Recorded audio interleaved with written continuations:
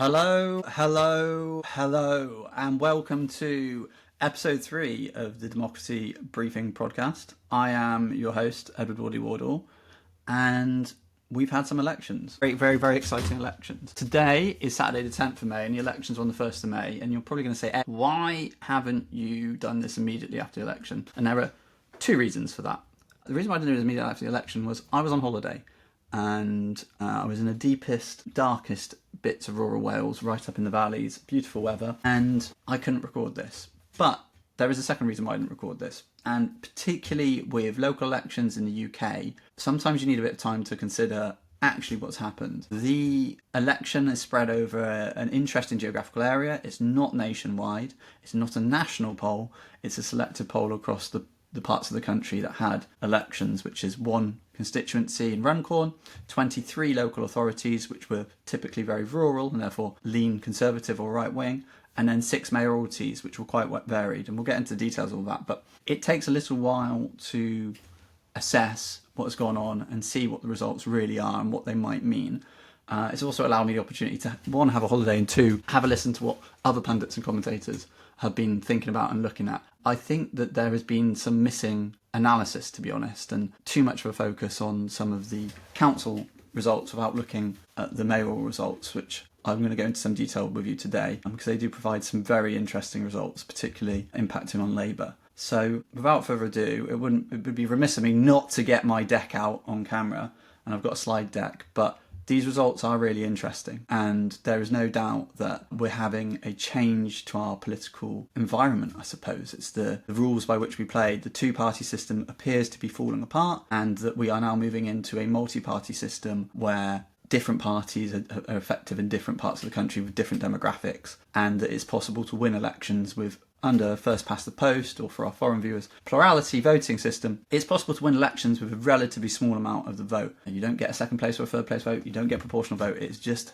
who gets the most votes in an electoral constituency or district. And this is going to make elections very interesting going forward. The possibility of winning on 25% or even perhaps lower is possible, which is kind of revolutionary for our system, and it opens up elections to the smaller parties, to the Lib Dems, to the Greens, and of course Reform, who appear to be ascendant, in a way that we've not had in at least my lifetime. And it feels like we are experiencing a period of political change. Now, nonetheless, clearly, there is a great deal of dissatisfaction with the two major parties. Tories for 14 years of government with plenty of failings in there, and then Labour with what appears to be already quite a mixed performance, combined with ineffective comms on why they're doing and making the changes and policy proposals that they are doing. But yeah, this is an absolutely fascinating moment. I really appreciate you watching the show. There will be many more to come, but today we'll be focusing on the 1st of May 2025 elections. So without further ado, let's get into it. Right, here we are. Episode 3, UK elections on May the 1st. So, on the eve of the election, this is where the polls were, and shout out to Politico for their polling here. They've got the poll of polls aggregate score, and you can see on the left-hand side of the screen that at the general election in July 2024, Labour polled about 34%, the Tories on 24%, Reform just under 15%, Lib Dems on 12%, the Greens on 7%, and then the smaller parties, the regional parties in Wales and Scotland, were scoring much lower, but were able to win seats in their respective countries. Polling on the 30th of April, the night before the elections that we're talking about, Reform's aggregate polling data was at 27%, Labour 23%, Conservatives 19%, Lib Dems 14%, and the Greens 10%. So that is the position that we were in on the eve of the elections. Now this is interesting because we'll go through the results in a second, but you will see where there's been under and over performance on those on that polling across various different types of poll in different kinds of constituencies. So first, the race that got the most attention. I don't think it should have got the most attention, but because Parliament is the most important political organ in the country, there is always a focus on parliamentary by-elections over local elections, even if they cover a much smaller area. But Runcorn, for those of you who don't know, is up in Cheshire, in the northwest of England, and there was a by-election because the previous Labour MP, Mike Amos, punched a constituency after a night out on the high street. It was a classic British incident. I think there's nothing more British than a punch up outside a kebab shop post some pints, and that appears to what's happened. He was sentenced, he went to prison for a night, appealed his sentence and was released, but he stood down as an MP, and so we had a by-election. This was heavily targeted by Nigel Farage and the Reform Party. It was a northern seat with mixed middle class and working class areas, very much in one of Reform's two target areas, the other being sort of true blue conservative coastal seats, but this is a traditionally Labour seat, and the majority was 14,700 that the previous Labour MP had, Mike Ames, and this is an enormous majority. It was the 16th safest Labour majority, but we're talking about a by-election with much lower turnout and with a dissatisfaction and an opportunity for people to vote against the party in government, which is in the UK currently the Labour Party. So what happened? Well, Reform won it, and they won it by 6 votes. Yes, listeners, 6 votes, which makes it an extraordinarily close election. There were 1,700 votes for small parties, Monson Braving Movement parties, the Liberal parties, Social Democratic Party. 6 of those votes had changed to Labour. Labour would have won it. In terms of the Tory vote, they got 2,341. The Greens got just under that, 2,314. The Lib Dems got 942, and it appears from the news stories on the ground that the Lib Dems had backed off and were getting their voters to vote for Labour because they wanted to prevent a Reform victory. This election had so much interest in it. Reform was sending Farage up regularly. Of note, Keir Starmer wasn't sent up to campaign, and it was likely to be a bloody nose for Labour, but this was really close. Really, really close. 38% to 38% vote. And I think that it's worth reflecting that within by-elections, you can expect a ruling party to be punished, particularly after policy decisions like the winter fuel tax changes, and also changes to PIP, which over 10,000 people are in receipt of in Runcorn, to note, which is a high number of people, and that's according to the news. So these policy changes really do affect people. Worth reflecting on turnout, 46% is really good for a by-election. That's high for a parliamentary by-election, and you'll see the turnouts for the mayoral elections, which weren't as high as this election. That is interesting. That means that there were both almost certainly Reform voters coming out who don't vote normally, and they have that kind of Donald Trump-esque people who feel left out of politics who are coming out to vote. But also it feels like Labour were able to mobilise some votes and to get some votes from the Lib Dems as well. You'd ordinarily expect some value in the low 30s. It's normally about 50%, and the turnout at the last election was in the 60s. So we would expect a vote of around 30%. So this is a higher turnout vote. People were, for a by-election, energised to come out, and Reform just nicked it. This is obviously a big result for Reform. It is their 5th MP, or there would be 6th if they hadn't expelled one of their members, and the first female MP for Reform, because previously they were criticised for being very male with 5 male MPs, but it's the first female MP, which is Sarah Potchin, and she's elected. So not a good result for Labour, and particularly close, could have won it.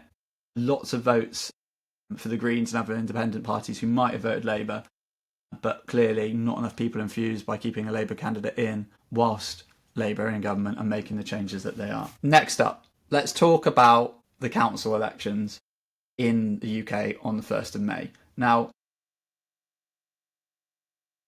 on the screen here, we've got the map, courtesy of BBC's analytics, so shout out to BBC.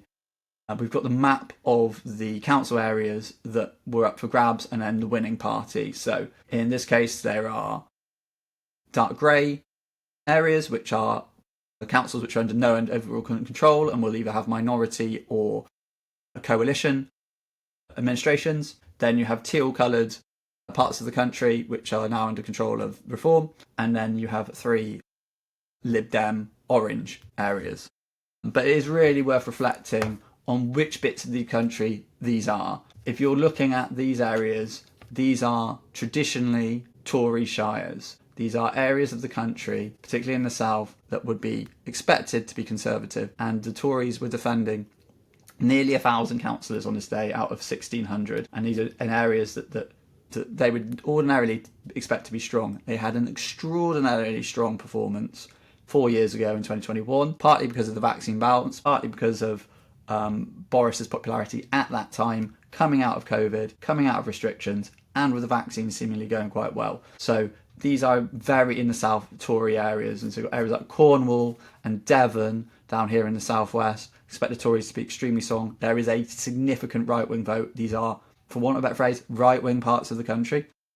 And then also areas like Wiltshire here in the southwest. You've got Kent, Garden of England, extremely Tory area on paper. And then you've got the sort of area around here in the south, in Oxfordshire, where you would expect the Tories to be extremely strong. Some Midland councils as well. And then moving up into Lincolnshire. And then in the north, we have areas up in Northumberland and Durham, which would traditionally be Labour areas, and expect Labour to be strong in these areas. However, as we'll get into the results, it's not been a good day for Labour either. And you can see no blue and no red on this map. And the Tories and Labour lost control of several councils. In fact, Labour lost control of one, but the Tories lost multiple. And this is a really, really bad day for the Tories. Right, moving on. Before we talk about the results, I'm just going to talk very quickly about the number of seats contested. Reform were contesting the most number of seats, 1,624 out of 1,641 in total. So they were contesting 99% of the seats. The Tories were contesting 97, you'd expect that. These Tory shires. Labour, a few fewer. They were contesting 94% of the seats. There are some part of the countries where they've perhaps balked at it, or it was parts of extremely right-wing parts, or what we consider right-wing parts of the country, and they've not run. The Lib Dems, again, a smaller party, not quite as big, not as mobilised, just under 1,400 seats, and then the Greens contesting 1,200. It's a pretty high number for the Greens, 73%, and it shows that they're expanding their ground game and trying to run in more places. But to note, Reform here, they're a usurper party, they're coming in, and they are contesting the most number of seats. And it shows a degree of organisation in that party beating the big two party for candidates. I think that's something really important to reflect on, and it shows the seriousness that Reform are taking this election, and that how seriously we should take Reform, because they are trying to win as much as possible. They put themselves in 99% of the seats. So, a lot of data, and I'll run through this, but in terms of the council results, the vote projection, this was all in England. The local council results were all in England. So we have no Welsh, Northern Irish or Scottish votes. But in England, across every one of the councils, which is 23, Reform had 30% of the vote. Conservatives, 15, so half of the vote that the Reform received at council. Labour on 20, Lib Dems on 17, and Greens on 11, and then others and independents, 7% of the vote. So obviously, 4 years ago, Reform were not the party or the organisation or the force that they were then. So they have a 28% increase on last time, where they only got 2% result. But for Labour and Conservative, this is enormous switch here. Losing huge amounts of vote. Conservatives down 10%, Labour down 14%. Of interest, the Greens down on the national vote 2%, and I think that's something worth reflecting on. The Greens have the most number of MPs that they've ever had, the most membership they've ever had, but they have not been cutting through since the general election in the way that Reform have, and they are currently going through a leadership election. Carla Denyer, the MP for Bristol Central, who's one of the two co-leaders, because the Green Party always have co-leaders, one male, one female. They are having changes of leadership, and clearly they would have probably wanted to do a little bit better in this election. In terms of the councillors won, Reform won in most of the 1,641. They won 678. The Tories won 317, which is a loss of 676 councillors. This is a devastating result for the Conservative Party. The Conservative Party councillors are the rank and file of the party. The Conservative Party, it's worth reflecting on this, the Conservative Party is a little bit different to the Labour Party. Reform I'm not so much an expert on, because simply it's a new party and I haven't seen their ground game, I haven't seen their operations in the same degree of detail, but I can tell you from my personal experience, having been around Labour Party and been around the Conservative Party, the Conservative Party is much smaller than the Labour Party, has well under 150,000 members, and its councillors are absolutely essential. They're the rank and file of the party. who deliver leaflets and who are out there being advocates for the party. Losing 676 of them across Tory heartlands is a devastating result. And to be usurped by another right-wing party in your home towns and home shires to this degree is a terrible result for Kemi Badenoch. Now, they were doing damage limitation in the media, as you would expect. They knew that this was coming. They still have a hangover from their time in government, and that's probably going to last a couple of years. People are not going to forget the crimes of the Conservative Party regime under Boris, Liz Truss, Rishi, Theresa May, in short order. They are going to remember that for a while, but this was a devastating result. And in the row below, the Tories lost control of 16 councils, of 16 of their most key Conservative councils. And of the 23, they were in control of 16. They lost them all. They lost control of every council that they had previously controlled. And Reform now have control of 10 councils. And this is interesting because Reform have been, dare we say, a party of protest and a party that has been able to criticised from the sidelines. They are now going to be running councils, and running councils is difficult. There is extreme pressure on council budgets through adult and child social care, disabled and for the elderly, and also for special educational needs provision, which is for a typical council, somewhere between 60 and 80% of its expenditure is on social care and special educational needs provision. This is hard in the times of the cost of living crisis and after extended period of austerity since 2010. It is difficult running councils, and this is something that's not said very much in political punditry and your commentary. I've worked extensively with local councils before I started this project and my other current job. It is remarkable what councils are able to achieve with very few resources and very few members of staff. It's really difficult to continue providing really good services when you haven't got any money and you've cut to the bone in terms of staff. Obviously, Reform are a right-wing party who are interested in reducing the size of state and reducing the council expenditures, but it is difficult running councils and people are going to start holding them to account for their performance. They're not on the sidelines anymore. They're going to have to deliver. So it will be really interesting to see over the coming years how local residents react to Reform regimes. Like I said, Conservatives, devastating result, lost 16 councils. Case of Labour, they lost the control of one council, but they've lost 187 councillors, kept 98. So they lost 65% of their councillors. It's one of the worst results that a standing party after general election has had in terms of the proportion of councillors. Caveat that with they had under 300 councillors to defend. These weren't really Labour parts of the country in terms of councils. But I think Labour will be disappointed with those numbers, and they would have liked to have probably kept over 200, or at least 150 of the nearly 300 that they had. He didn't react very well to the poorer performance that he had on this election day 4 years ago when these same seats came up, and allegedly put himself in the bunker for 2 nights until the mayoral elections came through, and Labour actually did very well on the mayoral results on that day, and so felt a little bit more jubilant. But it was Kemi in this election who went to the bunker and allegedly was doom scrolling trying to understand the election.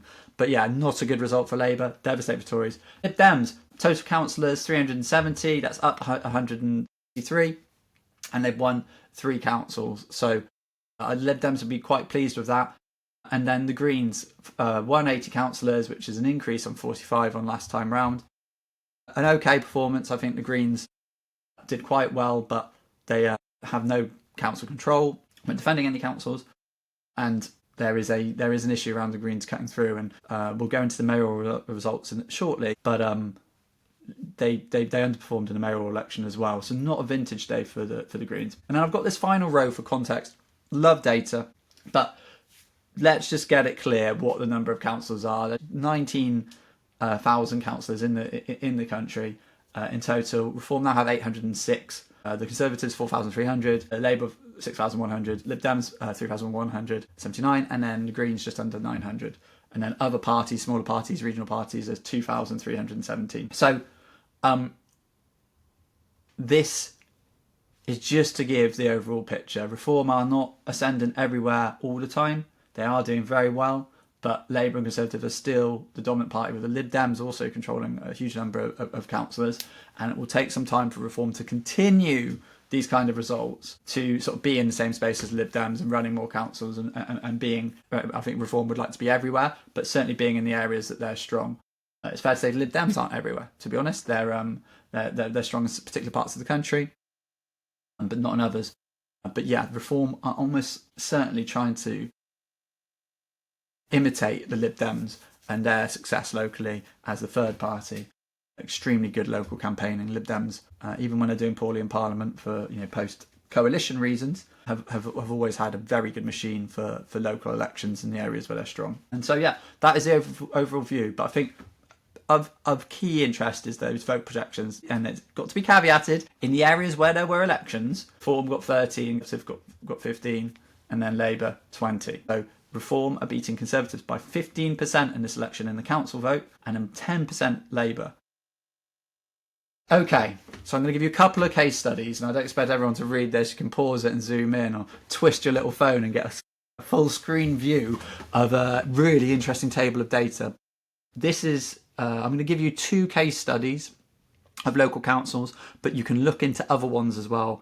I'm going to give the case studies of Durham and Kent, but there you can look into the elections that happened in Wiltshire or Devon or Lincolnshire, other parts of the country where Reform have performed extremely well. But this is Durham. For those of you who don't know about the Durham area, it's a northern, up in the northeast of England, council area, which is traditionally linked with industry and mining and has been a Labour heartland in local elections since 1973, but a Labour heartland for a century. And what we've got here is a table of the results in terms of councillor numbers over the period since Durham, its borders existed, which is 1973. Before that, there was different local council organisation in England. But as you can see, I've highlighted with colour the winner in terms of council number, the party. So Labour were the largest party in every single election, apart from this last election on the 1st of May 25. And the final column, I've added the proportion of Labour councillors in that council area. So Labour, in 73 we got 78%, but you can see there's 60s, 70s, some years, the 90s and noughties under Blair had high 80s%, and even in periods when Labour aren't doing too well in 2008, they had 53%. But what you could see in 2021, Labour were the biggest party with 53 councillors, but they only had 42%. So they had the large party plurality, but not a majority of councillors. And so the council went to overall control the Tories, Lib Dems, and the independent group of councillors, 32 of those. And people, fed up with an ongoing Labour regime, talking about nearly 40 years of Labour government in that area, and people had enough. People were voting for other parties, and they got a taste for voting for other parties. And then look what has happened in 2025. Labour, over history, have had above 80% of the councillors have gone down to 4 councillors. Yet 4 out of 98, which is 4%. 4 councillors in Durham, a Labour heartland, with Reform winning 65, which gives them just over, well, it's nearly equivalent, but yeah, 65%, 67% in that region, percent of the councillors. Reform have taken a Labour heartland, lots of white working class areas up there, very traditional Labour area, heartlands. Reform have taken it and have 67% of the councillors. This is enormous, and this will be worrying Morgan McSweeney and Labour Party HQ no end. This is a massive win for Conservatives. It was the direction of travel was going this way in 2021. People were leaving the Labour Party. They were down to 42% of the councillors. People were voting Conservative. They were Lib Dem and also the independent group. Reform have swept up here and taken 65 councillors out of 98. This is an enormous result, deeply concerning for the Labour Party, and a very interesting case study on what's just happened in this election. Now let's look at another case study. Kent, the Garden of England. If you've ever been to Kent, it is as conservative can be. Green grass, beautiful villages and towns, lots of farming, very rural in parts. There are towns in Kent as well, but it is true blue. If you were to say, what is as I was growing up, what was the most Tory part of the country? Kent would be one of those places. you'd say. It is a Tory heartland, absolutely true blue area. And that's evidence. I've produced a similar table to the table for Durham, but this time indicating the Conservative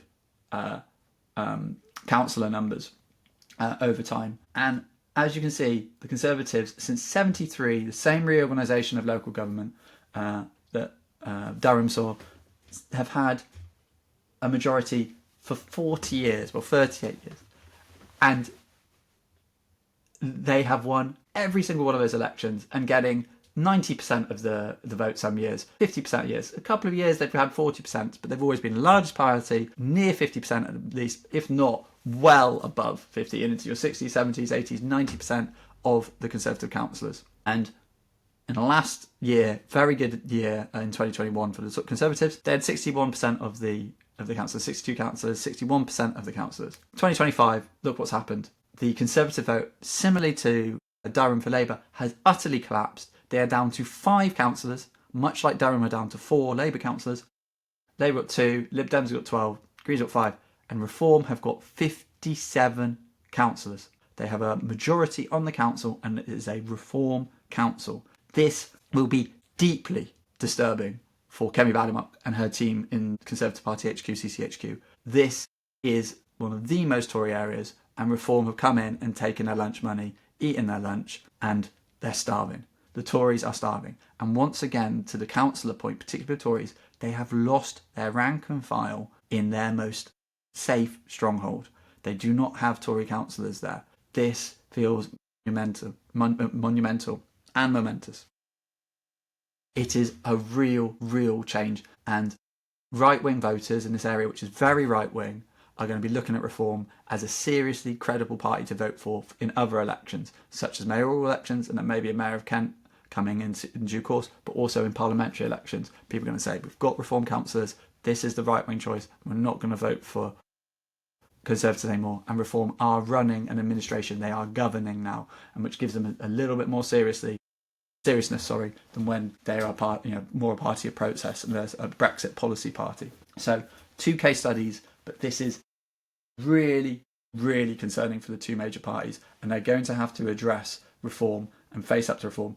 Many more local elections coming next year. Quite a few council elections were delayed because of a council boundary reorganisation and simplification that Angela Rayner in her department as Secretary of State is undertaking. There are going to be, in May 2026, more Tory shires that will be under threat from Reform, but also there will be local elections in lots of Labour areas, which are very traditional urban areas. It'll be interesting to see if Reform can make any headway there. I think it's harder for them to make headway in the bigger cities and bigger towns, particularly university towns. But some of our mayoral elections might indicate that Reform will be able to get some votes.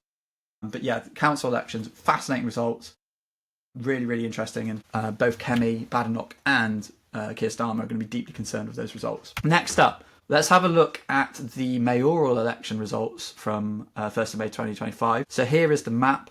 Rather annoyingly, there is Cardiff there because of the BBC map that I've stolen from. That's next to Cardiff there is the west of England, and then we've got the rest of the mayoralties up here in the north. Now, these are slightly different areas to the council ones, and it's worth reflecting on them.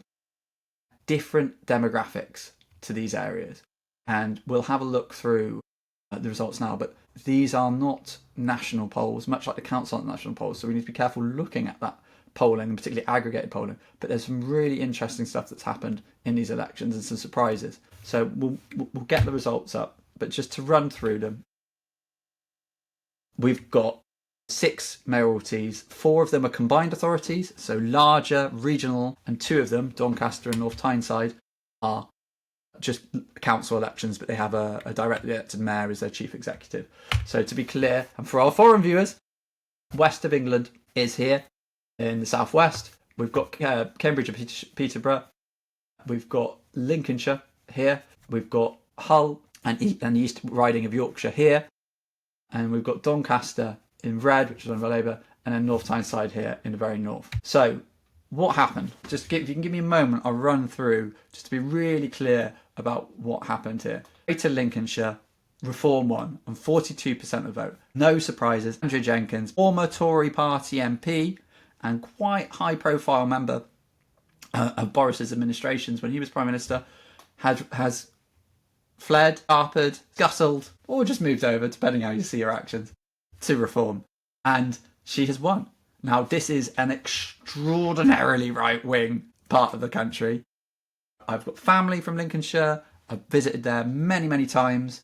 And I remember as a child going to restaurants for family birthdays and events, Christmas and stuff. And for the first time in my life, when I was a young teenager, seeing lots of UKIP propaganda, whether it was leaflets or flyers and things in restaurants, things in shops, which I'd never seen before growing up in the Greater Bristol area, growing up in the southwest, where UKIP and that kind of right-wing vote weren't having cut through. So it is a very right-wing part of the country. They have a Reform MP there in Richard Tice and Skegness, but it is extraordinarily traditionally conservative area, very rural, lots of farming. It's the second biggest county in terms of geography in the country. Huge amount of food is produced there. There is quite a lot of migration there, and it's been known to have Eastern European migration during our time as the UK being a member of the European Union. And there have been tensions about that, particularly in places like Boston or Skegness, where locals have had, as far as they're concerned, quite high levels of migration for people working in the farms and coming to work in the agriculture business. So Reform have won this. Tories second on 26%, Labour on 12%, Lib Dems on 5%, Greens on 6%, and then there was an independent candidate who did quite well, actually got 8%. So no surprises here, really. We've got 68% of the vote for right-wing parties, so it's a right-wing part of the country. And the electorate here is 850,000, so a big area. It covers a big area. Reform will be extremely pleased to have won this, and it was Reform's probably safest of the MP and then the two mayoralties that they could have won. And they were very confident they were going to win this, but they did, and they won it big. Reform will be really, really pleased with this result. Let's see what they do when they govern. The Combined Authority Metro Mayors are about delivering transport, strategic planning, adult skills and education, environmental issues, and then other policy areas can be devolved. But this is a new mayoralty, so it has a relatively small amount of devolved responsibility, and over time, more powers and money can be devolved, and also the mayor can raise taxes if they'd like to by adding a precept to the council tax bill. But it'll be interesting to see what delivery looks like. And again, this is going to be the challenge for Reform. You've won some elections, you've cut through and done very well here, but how are you going to govern? There's going to be much more Labour scrutiny on these Reform Metro Mayor results and these winners, because we've not seen Reform administration covering such a big area and a big population before. So Reform can do the culture war stuff very well, and they can do the talking around migration, but can they deliver reforms to buses? Will they nationalise their buses and bring them into public control? Will they be delivering big transport projects, which is the expectation of metro mayors, is to build train stations or rebuild train lines that were discontinued or demolished under the beaching reforms in the 1960s? Or will they struggle to actually deliver when they're working in collaboration with local councils, which they don't control, and with constrained budgets? Let's see. Next up, Hull and the East Riding of East Yorkshire. Again, a Reform victory for the boxer, Olympic boxer, Olympic champion. This is another big result. Reform first on 35, Lib Dem second on 25, Tories third on 15, Labour on 13%, the Greens on 4%, and then in this case, the Independents with the Yorkshire Party, who got 3.2% of the vote. Yeah, it is another good result. There were 6 MPs, and I previously made a video, which I'll link somewhere here on the screen, around somewhere, to the Hull and East Yorkshire preview. 6 MPs in this area, 3 Tories and 3 Labour, who, although in the parliamentary election in 2024, July, the Tories and Labour split it 3 each for the 6 MPs that cover this area. Reform have taken this. They've taken 35% of the vote, double the Tories, triple nearly what Labour have got, and the Lib Dems coming second. And I'm not surprised by that. As my video stated, the Lib Dems have a very good coverage of councillors in the region, and their candidate was the leader of Hull City Council, who was a decent candidate. But I think both Labour and the Tories will be very disappointed, given that they have the 6 MPs here and that they haven't been able to get more than 20% of the vote. This is a great result for Reform, and Reform will be looking at this area, potentially both the Tory and the Labour seats for the MPs, and thinking that we can take some of these. So a massive victory for Nicole as the mayor there, and it is a disappointing day again for the two major parties. Next up, Cambridgeshire and Peterborough. The Conservatives won this with 28% of the vote, and then Reform came second, 23, Labour on 20, and Lib Dems on 19, and the Greens on 9. A good result for Tories. I think this is the victory that Tories expected. Last time round, Labour won it on second place votes, which is one of the few mayoral elections where the person in second, because there were 2 votes this time, we don't have 2 votes in this now, it's a plurality first past the post system, but in that vote there was the ability to have a second place vote, and those were redistributed, and Labour pinched it. They came from behind and pinched it, but I think the Tories were expecting to win this, but obviously it would be an overwhelming win for the Conservatives if Reform went here, because the right-wing vote appears to be over 50% of the vote here. But yeah, Reform have come second here, 23% of the vote. They will be really pleased with that, beating Labour into third and Lib Dems into fourth. And let's have a look at this election again. It is a very close election. You have 4 parties over 10%. You've got a 5th party over 5%. They all will have got their deposits back. So you have to get 5% of the vote to get your £5,000 deposit back. And that's the same for the previous 2 elections as well. Well, not for Hull and East Yorkshire for the Greens, sorry, but in Greater Lincolnshire, the Greens got over 5% of the vote. We are living in a multi-party time where lots of parties are doing well and able to garner a significant portion of the result. But yeah, here, 4 parties with over 10% of the vote. Really, really interesting. Next up, West of England Combined Authority. West of England is where I live, and it is a very interesting area. I previously made a video, it was the very first episode of the Democracy Briefing podcast, on the West of England Combined Authority and how close this election is going to be. I'm going to link that video somewhere. I'm pointing my fingers here, there and everywhere, but I'll put the link somewhere, trying to figure out how to do it. And like I said in that video, this is going to be really close. We're going to have 5 parties getting more than 10% of the vote, and this is sort of unprecedented. Now, why has this happened? Now, I go into this in great detail in the previous video. So like I said, if you'd like to watch that and understand what's going on in the West of England region, you can. But in the West, we have a very diverse political environment with very, very rural elements, which lean or are very right-wing, and then very urban elements, which are very left-wing, so Labour, but the left of Labour, or Green. And then we also have other conurbations and towns, which are Lib Dems, such as Bath, which is a Lib Dem stronghold, and the Lib Dems are also quite strong in the northern fringe of Bristol and in the smaller towns that surround Bristol. So it is a very interesting constituency area. This constituency area will change again because North Somerset is likely to be joining the West of England at the next election, and that will bring both Weston-super-Mare, which votes Labour predominantly, but also very conservative areas in and around the countryside. And then you have some mixed areas like Nailsea and Yatton and Portishead, where Lib Dems potentially and Tories can do well. But with an insurgent Reform, these are the kind of areas that Reform might do well and people protesting against the Tories. But let's look at the results. Helen Godwin, as a Labour candidate, won on 25% of the vote. I'm going to say that again. A Labour candidate won a mayoralty with just 25% of the vote. This is extraordinary, utterly extraordinary. It's the lowest total for any mayor on that table. The turnout was 30%. The 650,000 registered adults. Helen Godwin, as the Labour candidate, has won with 25% vote of a 30% turnout, which is 7.5% of the registered adults. So only 7.5% of adults have voted for the winning option. Obviously, the other options received even less or even fewer votes. So Helen Godwin has won 7.5% of the vote. And if you were to account for adults who aren't registered or are changing houses, all the rest of it, it's probably lower than that. It's probably in the 6% territory. That is remarkable that someone has got 6% of adults voting for them and is winning. Still, a very good result for Labour. A very, very tricky defence. Obviously, the allegations that have come out, criminal allegations against the previous Labour mayor, Dan Norris, who's been accused of very serious crimes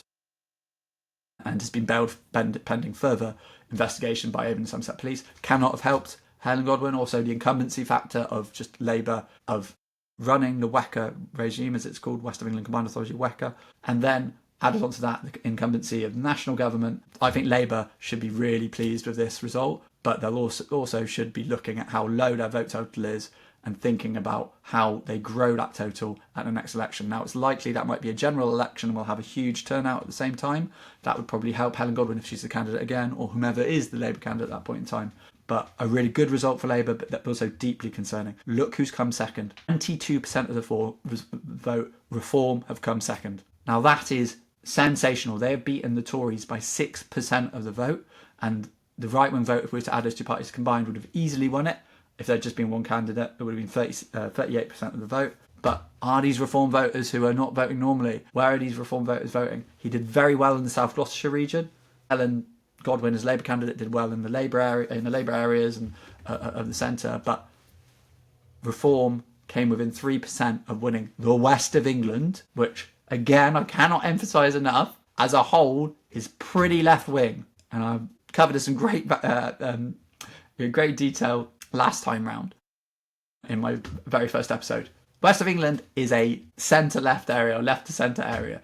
Between Bath and Bristol, you have two very liberal, very progressive cities in their own way. Bath is Lib Dem, and then Bristol is a Labour Green mix, which is extraordinarily left-wing. But looking across that vote, between those three parties, you've got 59% of the vote going for left, centre to centre-left to left-wing parties. But because we haven't got second-place votes, and because of the really stratified element of our voting right now, Labour just got 25% of the vote, and they were close to losing to Reform in the West of England. This is fascinating. It will be even more interesting when North Somerset's added in 2029 election, but this is a good Labour defence. They'll be happy with it, but they'll be looking over their shoulder at that Reform vote going, oh my goodness, Reform coming second in the West of England. And I think that indicates that Reform are cutting through in some ways and being able to get angry and frustrated voters, and potentially new voters who don't normally come out, who feel left out and forgotten, which Reform are incredibly effective at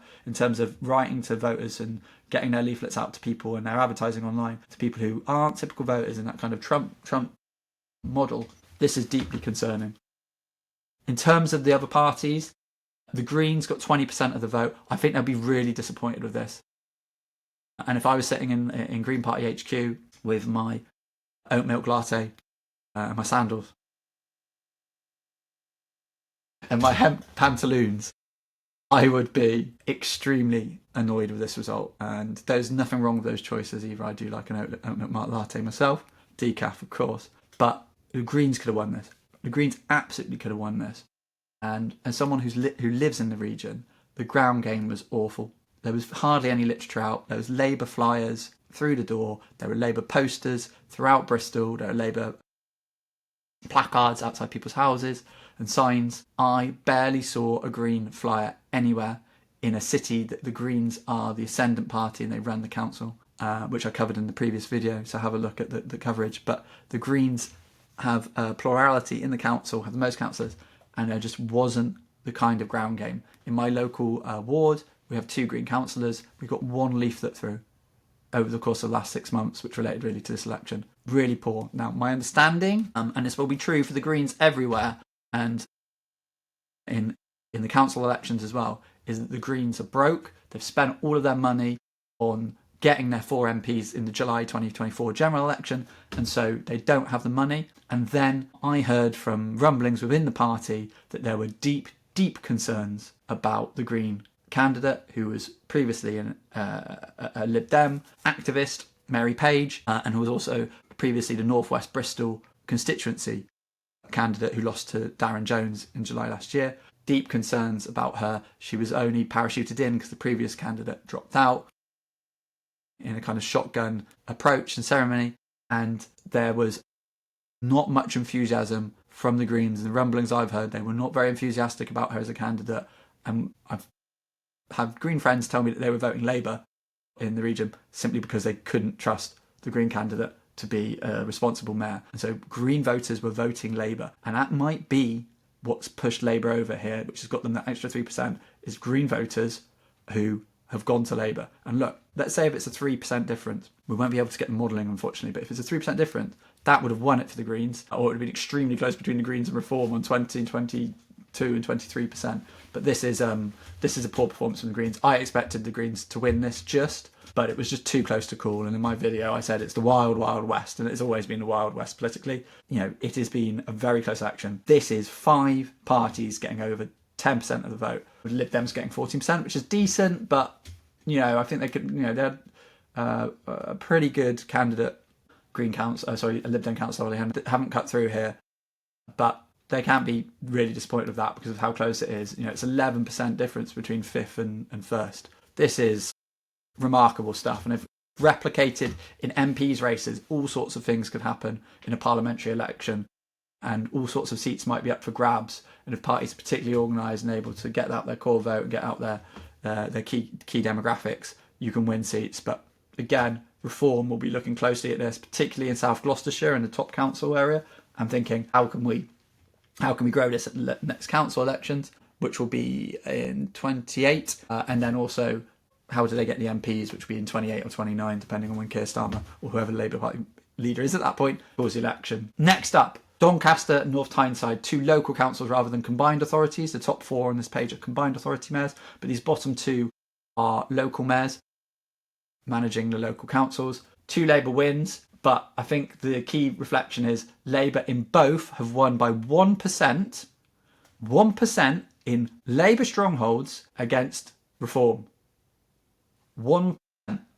And the rest of the left-wing vote has completely collapsed in those parts of the country. If you look at the right-wing vote combined, Tory and Reform versus the left-wing vote combined, the Tory vote the right-wing vote, not the Tory vote, the right-wing vote, the combined Reform and Tory vote wins. So these areas are trending right-wing by all accounts, and Labour have been able to mobilise their vote, but they are winning just. And these are smaller council areas. It's not huge amounts of votes. Turnout's low, but Labour are looking over their shoulders, going, "Our heartland's here. This is really, really concerning." To win by 1% in both elections. And if I move on to the next slide, I can give you a visual representation, because who needs the numbers when you can have a visual representation? Here are the votes, and it is remarkable what Reform have done, and to be running 2 combined authorities, plus taking control of all the councils that they have, 10 councils, nearly 700 councillors, and an MP. It has been a very good day for them. Here's a bit of a mayoral deep dive for you.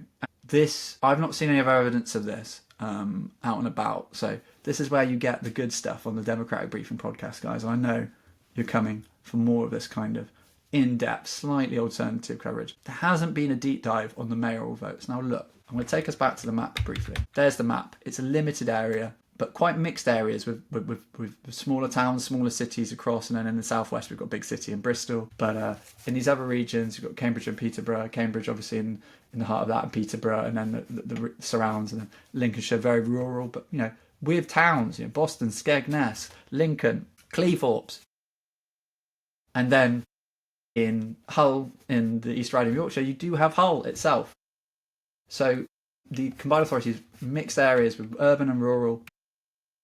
But looking at the deep dive in the mayoral races, and this is not quite apples and apples because we have combined authorities and also the 2 Doncaster and North Tyneside local authorities, but if we add the votes up, there were just under 1 million votes, 927,000 votes. And if we look at the performance in the mayoral percentage, Reform got 31% of the vote. Now look, Lincolnshire was the biggest.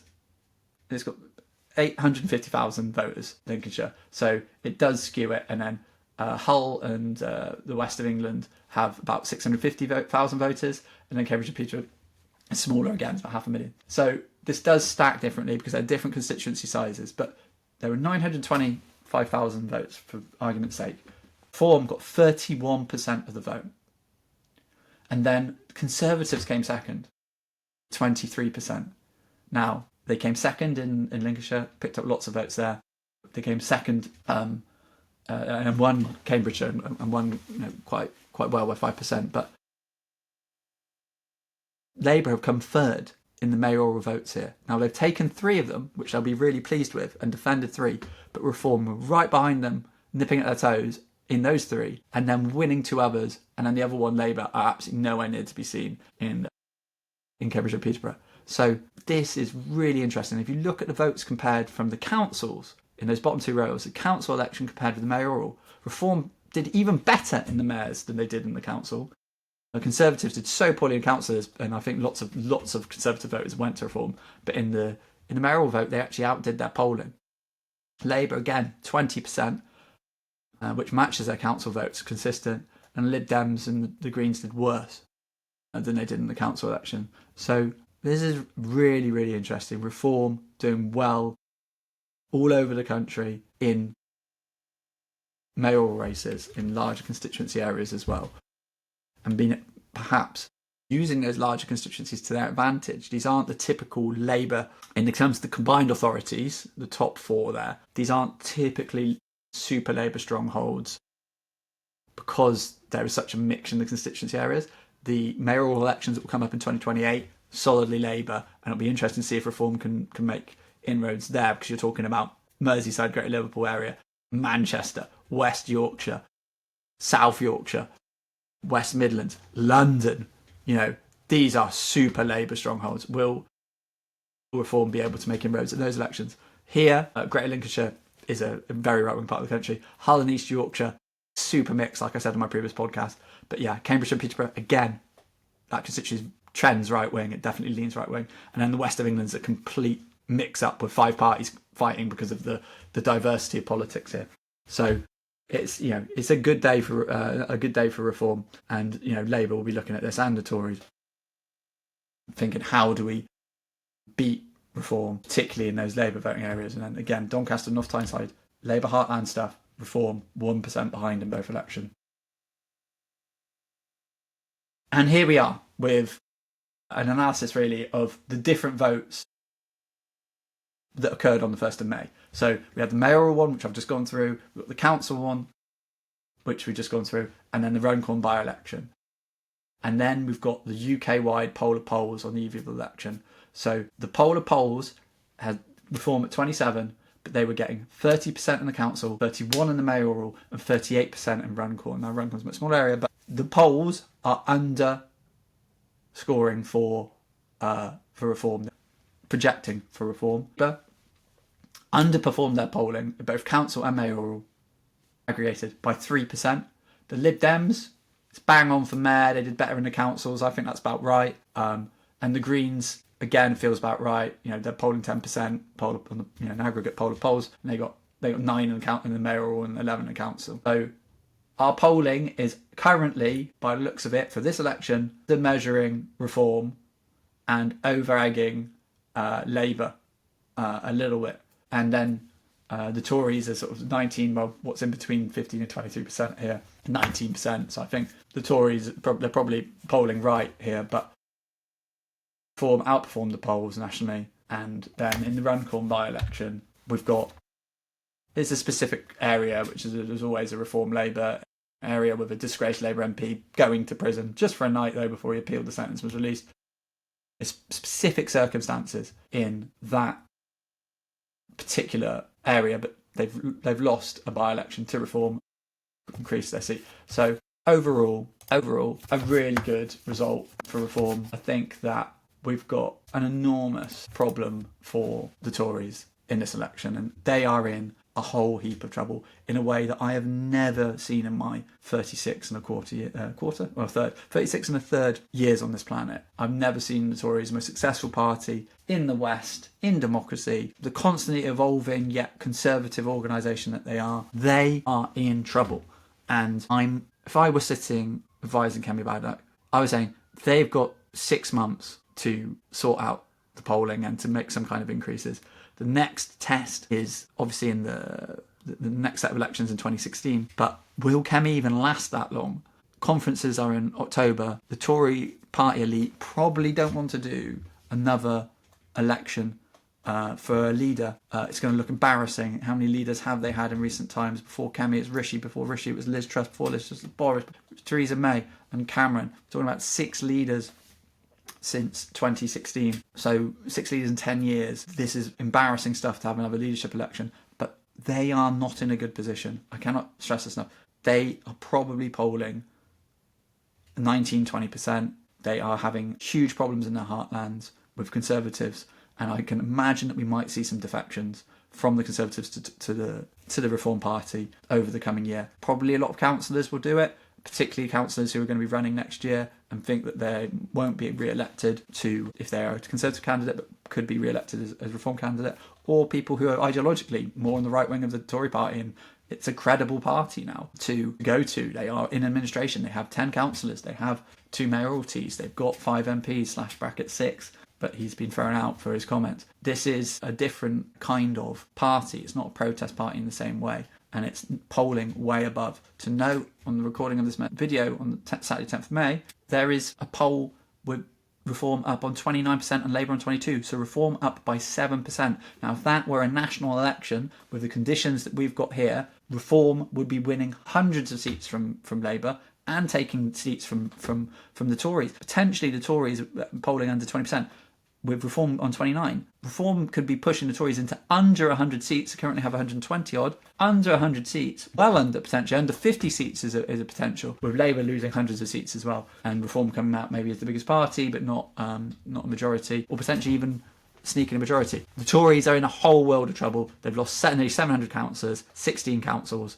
They did defend a Metro Mayor mayoralty, but that one was to be expected. Kemi is in a perilous position. Labour, bad night in the councils. They lost 65% of their councillors, which is one of the poorest results post a general election win for a government, a party. They scraped 3 mayoralties, but with Reform right on their heels. 1% in North Tyneside, behind 1% in Doncaster, and then 3% in the west of England, which is the west of England.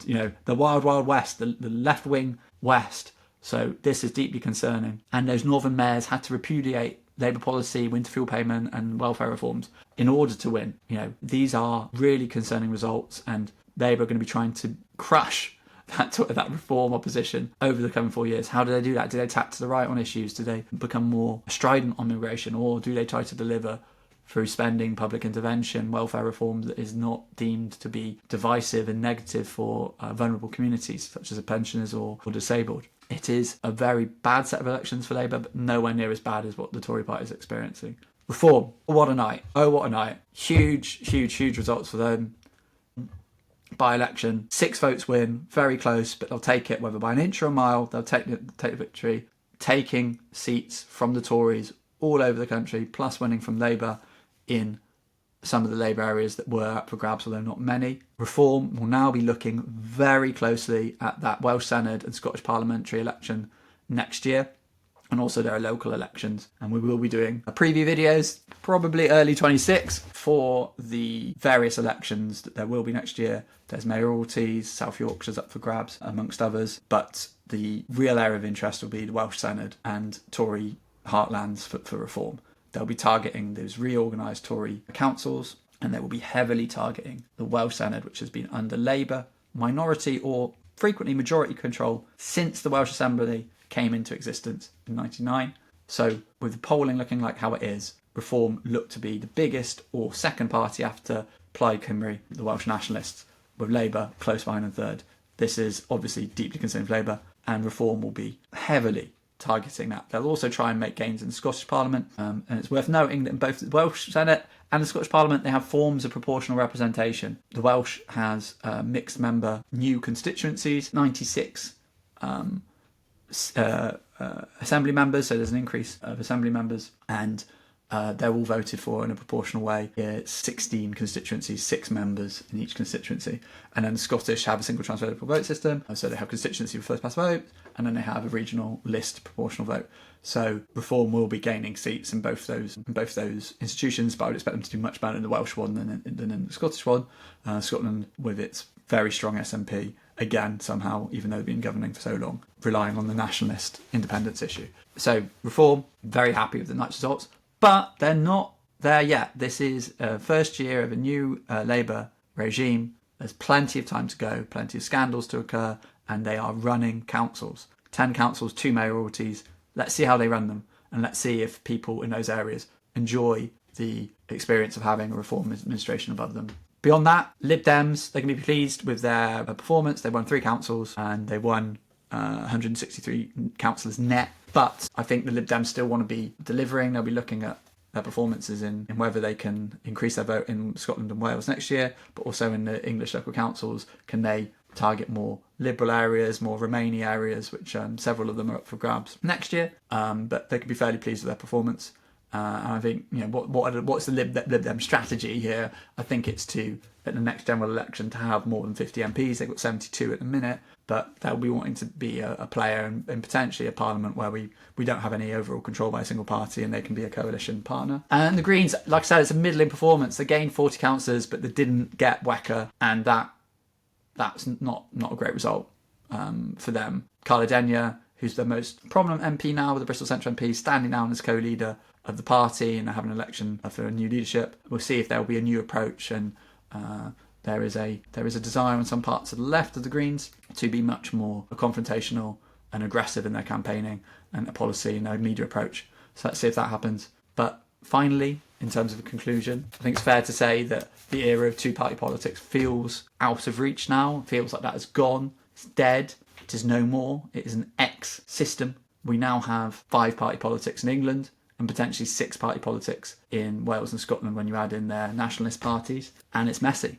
It's really messy, but it makes for really, really interesting elections. And there's more results to come through and more studies on where voters are going and where they're not. And if Reform can get people out to vote who don't normally vote before, much like the Brexit vote, much like the Trump vote, it's increasing the electorate and bringing people who didn't traditionally vote into the game. And it makes things really interesting. So I think we are probably there at the end of the podcast. But I'd like to thank you all so much for listening and watching. And there'll be some more podcasts coming up in the near future. We'll be looking at Australia and Canada, Commonwealth brothers to us in their national elections, and having a look at those in the context of what that means for the UK, but more widely the Anglosphere, to general elections within 2 weeks' time. Really, really interesting results. Both of those results, the centre-left parties won in a repudiation of Trump's politics. So really interesting. And then we've got some other interesting elections coming up. We've got Romania, which is really interesting, and we'll hopefully get an expert on the call with me to talk about what's going on in Eastern Europe in terms of election integrity and the protection of democracy. But otherwise, thank you so much for listening. I'll see you next time, and if all else fails, remember to vote.